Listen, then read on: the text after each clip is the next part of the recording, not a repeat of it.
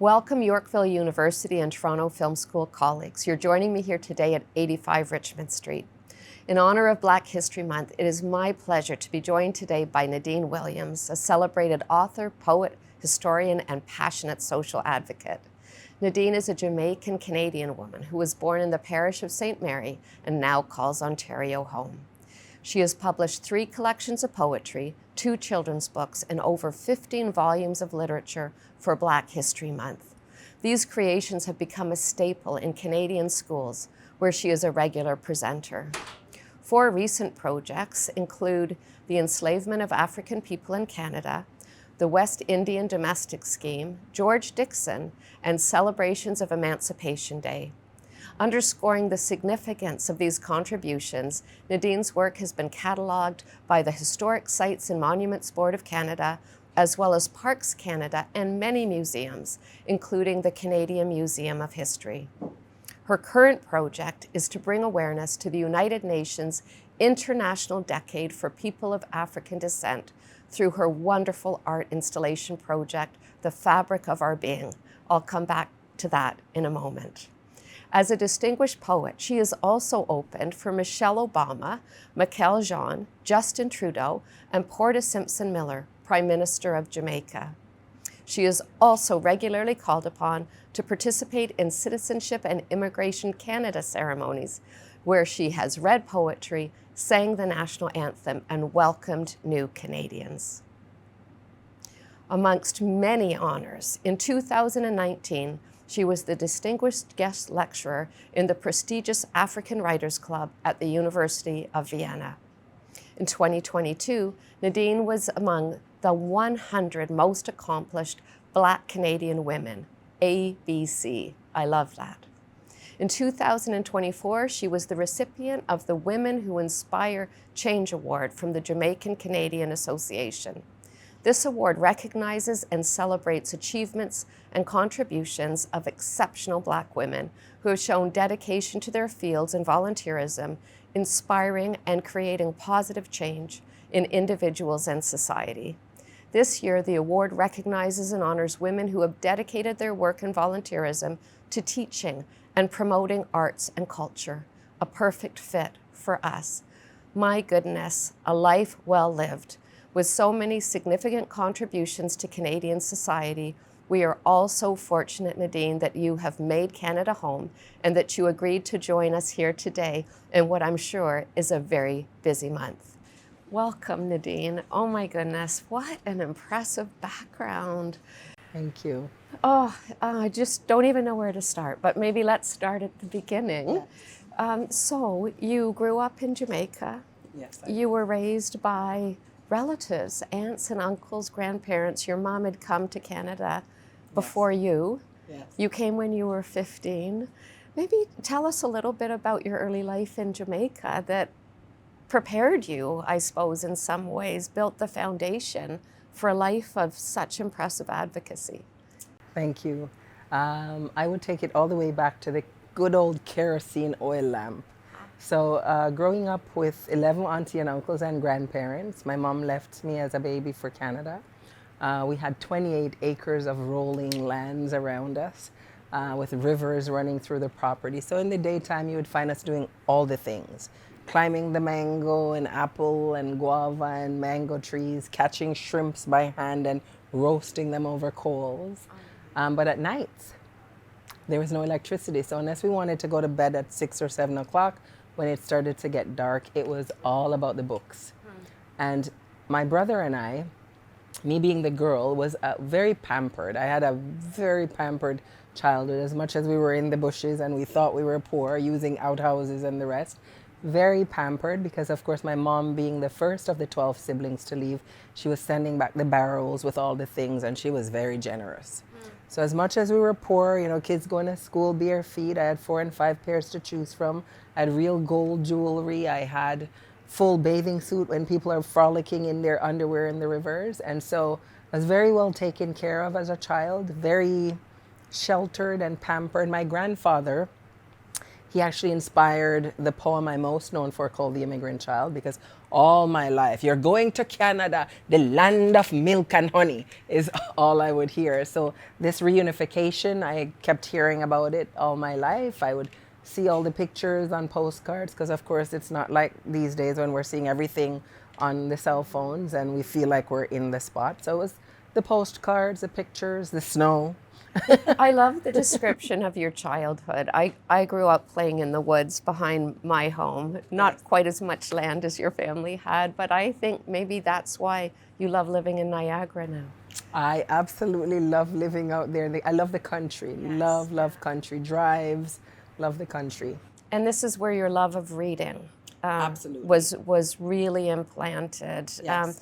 Did you use books to escape? And Books were an escape, but it was also just the adventures found in the books. It also helped to really build my confidence.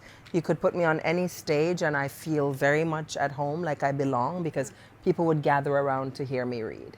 I also became spelling bee champion because, of course, my love for reading. I'll never forget the word that took me out of the game, citadel. So, Jamaican patois, the language can be a little different than standard English. And so citadel was pronounced citadel. And so you spell it like it sounds and you're gong. I'll never forget. But that's essentially the love of family, a lot of love. I felt like I lacked nothing, even though I sort of yearned for this land of milk and honey, and my mom, of course, because she didn't have traveling privileges, so she didn't come back.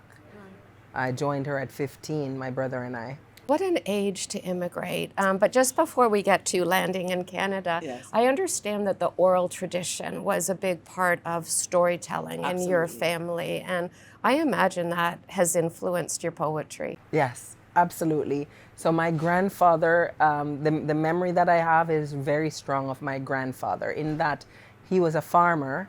My grandmother, especially when my older aunts and uncles started to move away into Kingston, she would always leave on a Thursday or Friday night to go fetch all the things in the city to come back. So Friday evenings, we were all at my grandfather's feet, and the stories, all the stories, because he used to work on a sugarcane plantation called the Gray's Inn Sugarcane Plantation. In fact, he used to get a pension check because of that. And so the stories he would tell, the historical facts around Nanny of the Maroon and the Jamaican national heroes. And so we heard a lot of stories growing up.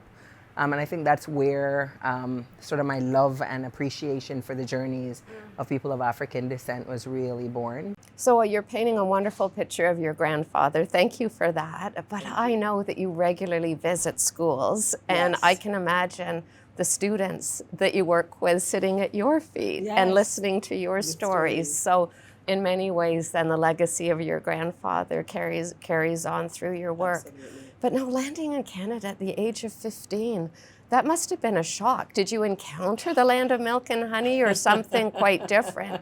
And I ask that thinking we have around 30% of Yorkville students are international students, and many are coming to Canada hoping to immigrate with all kinds of expectations, wanting to transform their lives, experience new adventures, see education as a route to achieve that. Right. But I think are often surprised what they encounter when they actually get here.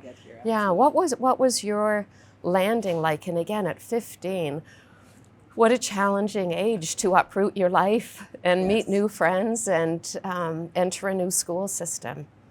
Right. So I have very fond memories actually of that time, in that my mom's godmother, her daughter, and there was an extension of the family, and they were the ones that would regularly travel to Jamaica and bring back the barrels and the suitcase and so forth. So I had a friend in this Paulette Lewis individual. She's a few years my senior. I also had my brother. So I feel really horrible for people who come solo. Right. But my brother he's 2 years my senior. We were like best friends. I remember leading him through the airport with all the important documents and him walking behind me. I'll never forget that. I remind kids, readers are leaders. And so, the extended family who used to travel back and forth, I was familiar with them. And so we regularly had communion with them. My mom, it was very difficult. She showered me with all. I was a very pampered child in Jamaica, and then even more so here because she's trying to make up for all this 15 years. Her amazing wardrobe was my playground, let me tell you. Her Wayne Clark gowns, I was going to school in them. I remember a nice bright yellow one in the middle, and I came December 29th. Oh dear. So this was in the middle of winter. I acquired a name in high school, Nadine. I would dress in her gowns, but also at Western Collegiate, I found friends. One in particular that stands out is a girl named Cecile. My accent was thick, the wagwan, make we go down yes, the Jamaican patois. But Cecile was more whereas some kids would tend to ridicule, Cecile was curious and wanted to know the stories. She was also a Jamaican Canadian. She came here like way, way younger. I think she was like about 3. And so before long, Cecile's friends became my friends. Yeah. I had really long legs. I remember I was tall and skinny, legs up to here. The coaches tried to recruit me for their teams. They quickly realized, no, no, no, no, no. So I was more artsy. I thrived in drama and choir, more so than sports. And so I hung out. I did a lot of extracurricular things and hung out at school. Yeah, that's terrific. And we know from the literature that if a student makes one really meaningful connection, then they're so much more likely to thrive and to embrace the learning opportunity that school has to offer. Okay, I want to go fast forward now to today. Yes. How would you describe yourself today? So who is Nadine Williams? Nadine Williams. I am an eclectic stew that is sure to warm you. So I got the questions, and I'm big on showing up as my authentic self and working organically. So I have to tell you, I don't have any prepared answers for you. I'm a mom. I have 3 young people. Nathaniel is going to be 32 next month.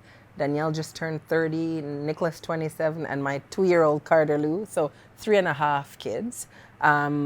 Divorced, and it's actually divorce that brought out the writing in me. Really? Real hard kind of shock to my system when I became a single mom of 3, considering the childhood that I had. So it was straight out of high school, I got into marriage. In that, with Cecile, I started to attend church. And we were socialized in church in Jamaica, and we had this sort of old-fashioned pastor in the church. As soon as you started dating, you're ushered to the altar. So myself and maybe about 20 other couples. But, for marriages to last, usually you need to know the people you're marrying. And so the marriage was doomed before it really started because of the foundation that it had. And so I'm a survivor of domestic violence, and I became a single mom, and writing became my outlet. And from there, I'm an extrovert, right? So I might quietly write for myself, but the moment I'm done, I'm like, this is too good. So I would share it with Cecile's friends, Cecile's mom. Throughout the years, I kept hearing, oh, Nadine, you're so talented. You got to do something with it. And so that's all I kept hearing from 94 all the way up until 2008. Well, and that's when I first self-published my first book in 2008. Well, you are a survivor, and it's interesting. People can experience all kinds of difficulty and trauma in their lives, and some people are crushed by it, and others find a way to thrive. And I think for many single moms, doing it for their children, right? You find an inner strength. Absolutely. And you can actually flourish when you are in charge of your own home, right? Absolutely. And when you feel safe. Yes. So congratulations for having the courage and the endurance to go on, and what a benefit to Canada and the impact that you've had. So your advocacy, how would you describe that? And what drives that? For me, it's kind of like stumbling upon it, right? So I mean, every day there's different things around that inspires.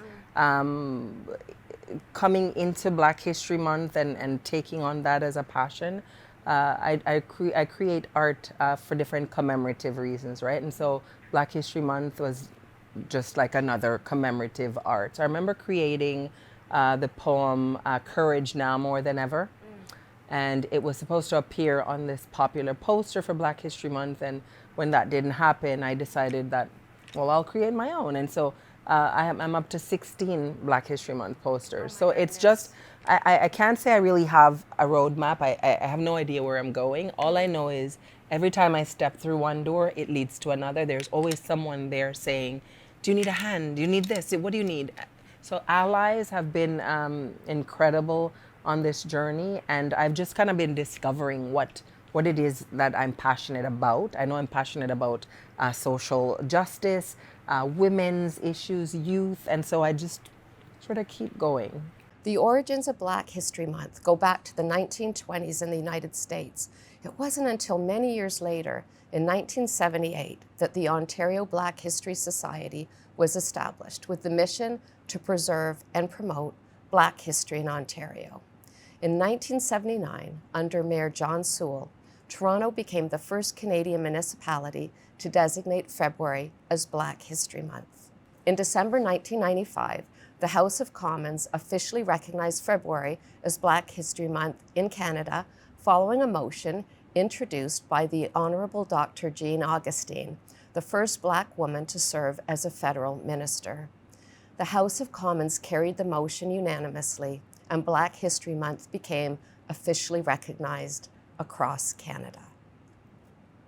This was followed by a motion in 2008 by Senator Donald Oliver, the first Black man appointed to the Senate, to recognize contributions of Black Canadians as part of Black History Month. Now I'm trying to do the math on Black History Month. Yes. Did it exist when you came to Canada? No, it did not. It was just a few years after. It was 10 years after. I came in 85. Okay, so and 10 years later. what did that mean to you? Did you, as it was proclaimed, did you get a sense that there was a calling for you in it, or did that happen? Not at all. I had I had no interest. That wasn't a thing for me. It's really since I started writing in 2008 and started to, because before my life was very homework school. I wasn't really involved in community, especially having young kids. I didn't. But it is as I start to go out to the different events, and all of these years, it's been volunteering my time. The things that I would write, people are interested in it, and so this event is coming up. Can you write this for me? And so it is as I keep progressing that I'm becoming more educated and more passionate about particular issues. And so in a way, maybe Black History Month has been an opportunity to inspire and leverage your work. Absolutely. I would say so. Okay, now I want to switch gears for a moment. Michelle Obama. Okay, was she your favorite to open for? I would definitely say yes. I would say yes. And the lesson behind that, I teach that to kids all the time. So we all need money to live. I love nice things, can I tell you? I think my mom instilled that because, she was. But for 10 years, so along this journey, I gave up my full-time job downtown Toronto. I gave up the house that sat on the ravine. I gave up my car for 10 years. I took the bus. Because a lot of the things I would go to, people would pay me with Timmy's gift cards or Indigo gift cards, and I would always graciously smile and take it and move along. So I was invited. I remember running down the GO train to come to an event downtown here where the Economic Club of Canada was putting on, there was something with Minister Koto at the time, the stock exchange. And I took the bus and I came to but when I go to these networking events, I don't just hold a little corner. I'm all up in the space. Hi, I'm Nadine Williams. How you doing? Right. So I introduce myself to people and I talk. And I remember introducing myself to Rhiannon Trail at the time. She's the president of the Economic Club of Canada. Told her about my poem, The Immigrant Child. Just casually mentioned, if you could ever use a poet, here's my card. And it wasn't even about a week later that I heard from her. And she tells me, Mrs. Obama is coming to town. You say you're this amazing poet. How would you like to open for her? I'm like, girl, I thought we were friends. Why are you lying to me? But it wasn't a lie. It was a dream. And then I had the so the poem I read, it's called Us Women. So it's an adaptation from my Us Africans. Us Africans was my 2009 Black History Month poster. So you know that International Women's Day follows Black History Month. So I just kind of did instead of Us Africans, Us Women. And I read that poem in front of 3,000 people, and it felt like just being a child at home in Jamaica. I didn't have any sort of jitters. And then we had the opportunity to meet her backstage, and she called me beautiful. Let me tell you, nobody could talk to me after that. Michelle Obama called me beautiful. I gifted her a copy of my book, With This Pen I Do Tell. And about a week later, I got an email from the office of Barack and Michelle Obama. I was like, remember sitting in a conference and it was like jumping out of my skin. They wanted my mailing address. And she sent me a thank you letter. I framed the letter. I even framed the envelope. I have the White House stamp right there on that envelope. It was just an amazing opportunity. She's very tall. I thought I was tall, but she's taller than me. Well, congratulations. Thank and it you. just shows the power of networking and Absolutely. standing up and being proud of what you have to offer and, Yes. and looking for those. I always say pursuing your passion will add more value to your life than any penny ever can. And that moment right there, that's the epitome of that. Well done. Now, can you tell us about your most recent project? Yes, I'm dressed up this way. Well, I would have been dressed up as well, but my dressing up today was for two occasions. The Billy Bishop Airport launched the Fabric of Our Being this morning. Congratulations. It was such an amazing experience. I've seen them tweeting out all the pictures. So we're in what is known as the International Decade for People of African Descent. Right. It's a UN proclamation that Canada adopted in 2018. And I'm so amazingly proud to know that on the 7th of February, I was in Ottawa for Black History Month, and the PM introduced an extension for 4